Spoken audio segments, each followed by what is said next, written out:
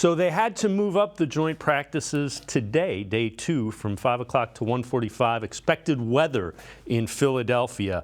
And some good signs. Wide receivers going through the drills. This is Elijah Moore was held out yesterday, back doing the team portion, or the individual portion of the drills, not in the team portion.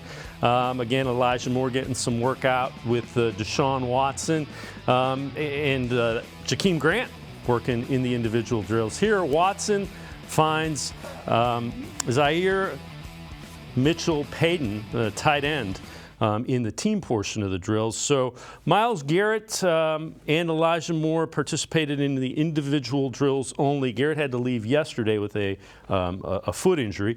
Jack Conklin, a head injury. He's in the concussion protocol. Denzel Ward left with illness. He did practice on day 2. It was also announced Dorian Thompson-Robinson will start Thursday against the Eagles.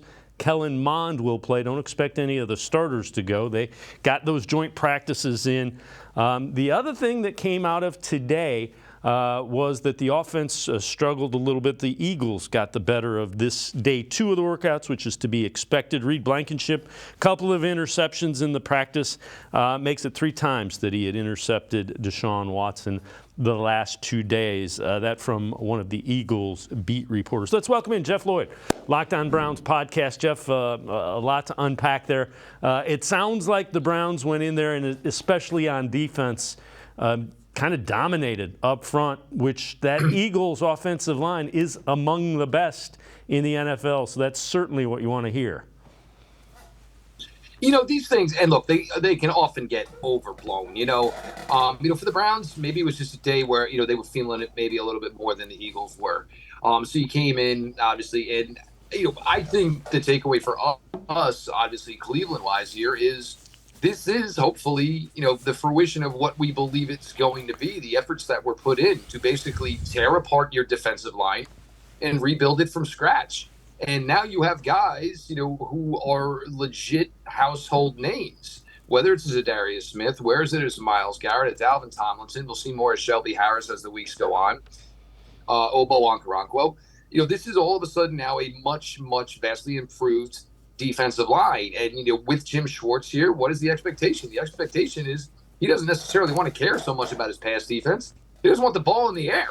That's ideally how Jim Schwartz would like to play it. Granted, he's got good players in the secondary, but he wants to get after the quarterback. He wants to shut down passing lanes if guys are either getting after the quarterback or by getting guys' arms up, getting guys' arms extended.